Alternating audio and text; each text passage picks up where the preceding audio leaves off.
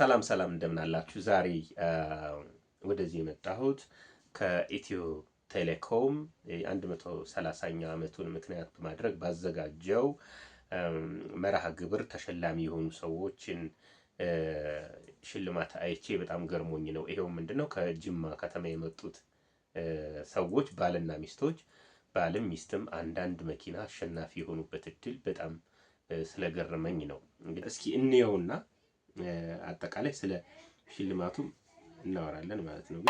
What an incredible moment! በጣም የሚገርም ነው። Congratulations! ባልና ሚስት ናቸው። እዚሁ ግን ኢቱ ለማን ነው? እንትኑ ለማን ነው? በጣም ነው የምንለየው። My God! አይኒፎር እና ኢቱ ኢትዮ ቴሌኮም 130ኛ ዓመት በዓሉን ምክንያት በማድረግ 130 ሜጋ ፕሮሞ እና 131 ላኪ ስሎት ሽልማት መርሃ ግብር አዘጋጅቶ ሲያካሂድ ቆይቷል። በዚህም አሸናፊ የሆኑትን ሰዎች መኪና ይሸልማል። ስለሆነም ከጅማ ከተማ አንድ ሰው ሽልማቱን አሸንፎ መኪናውን ሊወስድ አዲስ አበባ ይመጣል። ባለቤቱም ማብራት ትመጣለች። ከመጡ በኋላ ግን ቁጭ ባለችበት ሌላ አጣ ሲወጣ ለሚስትም ሌላ ሽልማት ደረሳት ማለት ነውና እድል በየት በኩል አድርጋ በአንድ ጊዜ ለባልም ለሚስትም መኪና እንዲኖራቸው ታደርጋለች ማለት ነውና ሁለቱ ባልና ሚስቶች እድለኛ የሆኑበት መንገድ እጅግ በጣም የሚገርም ነውና የትኛውም ቦታ ላይ በተለይ ተአማኒነት ካላቸው ድርጅቶች የሚመጡ ውድድሮችን፣ ተሳትፎዎችን፣ ሙከራዎችን መሞከር ለዚህ ያበቃል ብዬ አስባለሁ።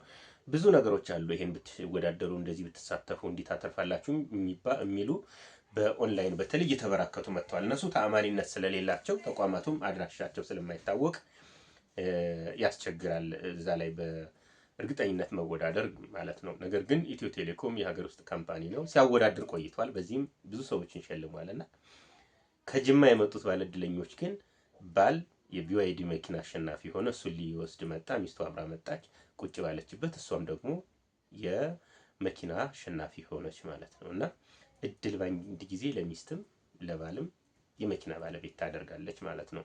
ለማንኛውም ኢትዮ ቴሌኮም በፌስቡክ ገጹ እንዲህ የሚል መረጃ አስፍሯል። 2 ዘመናዊ የኤሌክትሪክ መኪኖችን ለባለ እድለኞች በሽልማት ያበረከተ ሲሆን የ6 ተጨማሪ ዘመናዊ ኤሌክትሪክ መኪኖች እጣ አውጥቷል። ኩባንያችን 130ኛ ዓመት ክብረ በዓሉን ምክንያት በማድረግ ለደንበኞች ባዘጋጀው ኢትዮ 130 ሜጋ ፕሮሞ እና ኢትዮ 131 ላኪ ስሎት ሽልማት መርሃ ግብር በርካታ ሽልማቶችን ሲያበረክት ቆይቷል።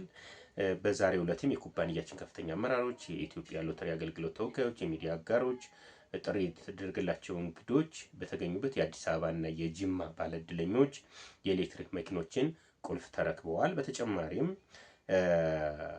የመጨረሻዎቹን 6 ዘመናዊ ኤሌክትሪክ መኪኖችን እጣ ማውጣት መርሃ ግብርም በዚሁ ፕሮግራም ላይ ተከናውኗል።